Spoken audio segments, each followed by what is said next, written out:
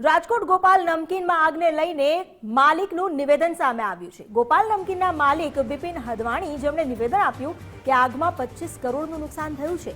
Short સર્કિટના કારણે આગ લાગી હોવાનું પ્રાથમિક અનુમાન પણ તેમણે વ્યક્ત કર્યું। પેકિંગ અને પૂંઠાને કારણે આગે વિકરાળ સ્વરૂપ ધારણ કર્યું હોવાનું તે જણાવી રહ્યા છે। સાથે જ તેમણે ઉમેર્યું કે યુનિટમાં રવિવારે રજા હોય છે, ગઈકાલે તે ચાલુ હતું। ફાયર સેફ્ટીની સિસ્ટમ હાઇડ્રોલિક છે જે ચાલુ છે। પાપડ પ્રોજેક્ટમાં જીવાત નીકળતા નોટિસ આપવામાં આવી હતી અને 13 કરોડની નોટિસનો કેસ હાલ કોર્ટમાં છે। ફાયર સેફ્ટી સાધનો હોવા હતા અને ઓપરેટિંગ પણ કરવામાં આવી રહ્યું છે। અહીં ફાયર સેફ્ટીના સાધનો તેઓની સાથે વાત કરશું।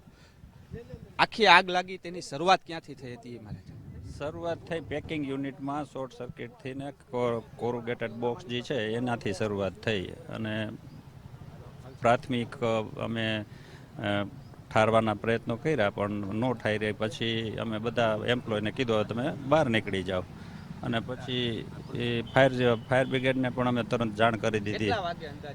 અંદાજિત 2:30 વાગ્યાની આસપાસ 2:30ની આસપાસ 2:30 વાગ્યામાં આગ લાગીને તમે 2:36 સ્થાનિકના જે એજન્સી છે આપણી અહીંને એસોસિએશનના ફાયર સ્ટેશને ગયા હતા કર્મચારીઓને, ત્યાં હતા નહીં ડ્રાઈવર, એવી પણ વાત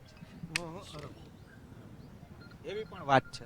ના, ડ્રાઈવર તો ત્યાં અને ત્યાંથી તો અમે આવી ગયા હતા પણ સિટીમાંથી બીજા મોટાને આવતા થોડી વાર લાગી, એના હિસાબથી વધારે ડેમેજ થઈ ગયું। ફાયર સેફ્ટીના સાધનો છે એમ કયો છો તો પછી કેમ કાબૂમાં ન થઈ? એનું પાછળનું કારણ શું? એમાં અમારે પ્લાસ્ટિકનું જે પણ પેકેજિંગ હોય ને એ સળગે એટલે એમાંથી ને ધુમાડા નીકળે એટલે પછી બાજુમાં જઈ શકાય પરિસ્થિતિ ન હોય એના હિસાબથી। બાકી અમારી સિસ્ટમ ફાયર હાઇડ્રન્ટની બધી ચાલુ જ છે અને પાણી પણ અમારી પાસે 3 લાખ લીટરનો ટેન્ક છે અને પાણી પણ ભરેલું હતું। એમાં નુકસાન અંદાજિત તો અત્યારે 20-25 કરોડની આસપાસ થશે। એવી વાત આવે છે કે જે રીતના જીએસટીની નોટિસ જે ફૂડ એન્ડ ડ્રગ્સની જે માલ સીઝ કર્યો હતો તેના કારણે કંઈક કાળા ધોળાની તર્ક વિતર્ક ચાલી રહી છે। કાળા ધોળા અમે જિંદગીમાં કોઈ દિવસ કર્યા નથી અને ક્યારેય કરશું પણ નહીં, કારણ કે નોટિસ અમારે જે આવેલી છે એ બધી ઇન્ડસ્ટ્રીઝને આવેલી છે અને જીએસટીની નોટિસ જે અમારી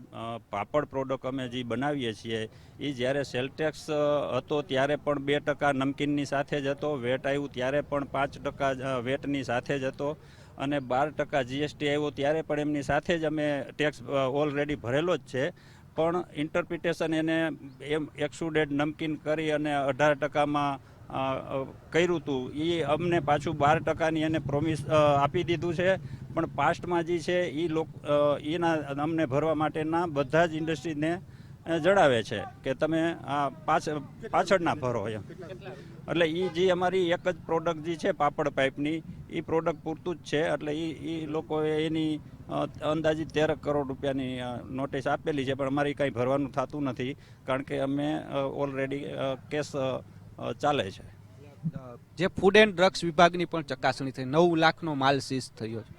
એમાં સીઝ એને ફરિયાદ હતી કાંઈ કે પાપડમાંથી ને કોઈ વસ્તુ એમને નીકળી, ભેળસેળ નથી પણ કાંઈ કોઈકે એવો કમ્પ્લેન કરી હતી એટલે લોકો આવ્યા હતા પણ એની કામગીરી બતાવવા માટે એને મરીનો અને હિંગનો જથ્થો જે છે એ હિંગનો જથ્થો અમારે બ્રાન્ડ એમ કે આમાં હિંગ એવી બ્રાન્ડ લખેલી નથી પણ અમે હિંગ વેચતા નથી, અમે અમારા ઇન્ટરનલ ઉપયોગ માટે જ અમે હિંગ વાપરીએ છીએ। તો એમાં કોઈ અમારી બ્રાન્ડેડ થેલી ના હોય તો એના હિસાબથી એ લોકો કે આમાં બ્રાન્ડ લેતા હશો બહારથી એવું? અમે પોતે જ બનાવીએ છીએ તો બનાવેલો જથ્થો જે હોય એમાં બ્રાન્ડ તો ક્યાંથી હોય? તો તેલનો જથ્થો તો અમારો બારે જ છે, ઓઇલની ટેન્કુ, અને એમાં એ જથ્થો સહી સલામત જ છે, એમાં કાંઈ આગ નથી લાગી।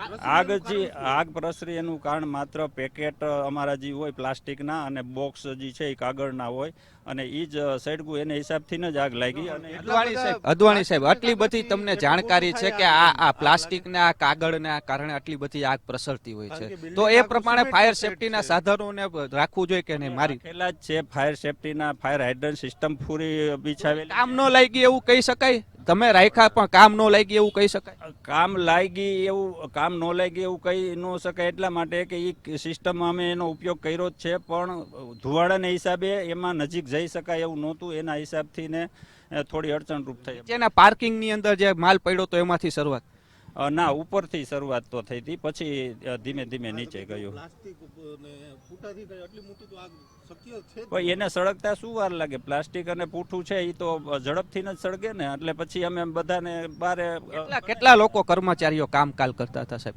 કાલે કામ કરતા હશે અંદાજિત એ એરિયામાં 40 થી 50 યુનિટમાં આખા યુનિટમાં અમારે 1000 માણસો કામ કરે છે.